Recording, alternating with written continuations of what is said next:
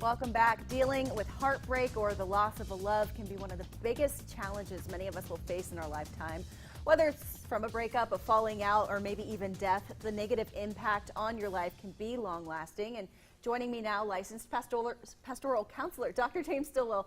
Here, he has the key points you need to know to survive the loss of this love. And Dr. Stillwell, I've heard many times over that losing a love and oftentimes is similar to mourning a death, right? Yes, only in our culture it can be harder because there's not the automatic support system that gathers around you. Exactly. As usually happens with a death. Sure. Death of a relationship, people feel like they have to choose sides, and it's awkward, and so it doesn't automatically happen. Yeah, it's not an established support system where you know everyone's going to have that sympathy for you.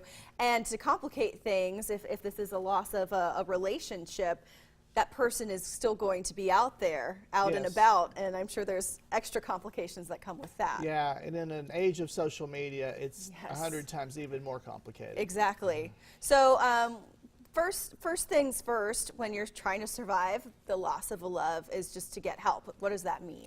Get help. Surround yourself with friends, your faith family, your physical family, those who can support you.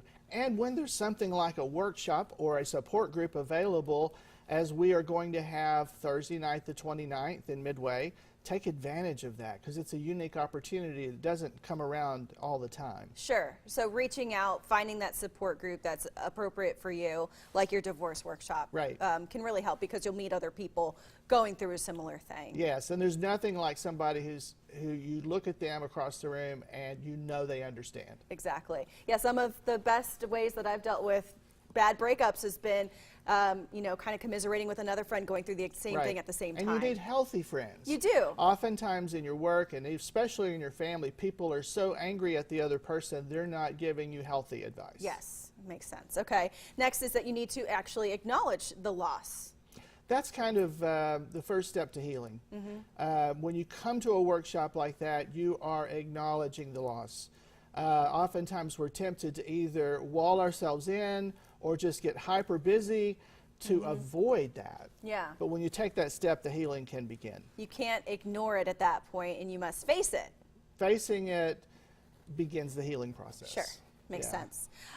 Next, you can't forget about yourself. You've got to take care of yourself, too.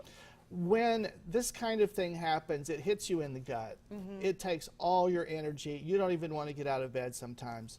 So self-care is not selfishness. Self-care is what you have to do to get through. That's right. And let others pamper you a little bit, too, if they're going to offer that, right? Yes. And don't be too hard on yourself, finally. I think all of us can maybe use this advice from time to time, but especially when dealing with a loss. All of us have a critical voice in our head telling us everything we've done wrong. Yes. And it is amplified in times like this, and you need encouragement. Yes. So tone down the critical voice in your head and give yourself some gentle encouragement. Okay, very good. Treat yourself. Yeah. Give yourself a hug.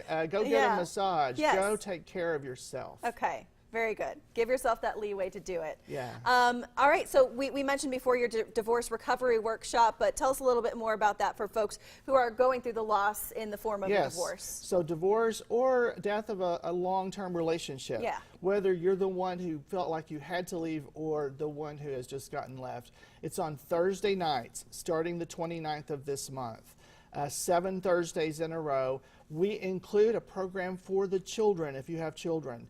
So you don't have to leave them behind or find babysitters for them. We feed you when you get there. Yeah. It's a combination of education and support in a very non-judgmental atmosphere. So we think everybody can benefit. Fantastic. Again, meets each Thursday starting next Thursday. Right. Each week you'll see people going through the same thing or at different stages of it, so you can kind of learn from their process too. My website, drjamesstillwell.com, has the flyer and the registration information. Perfect. Well, Dr. Stillwell, thank you so much for coming on. Thanks so much for the opportunity. Of course. Great to be with you. Great to have you. Thank Back you. with more after this.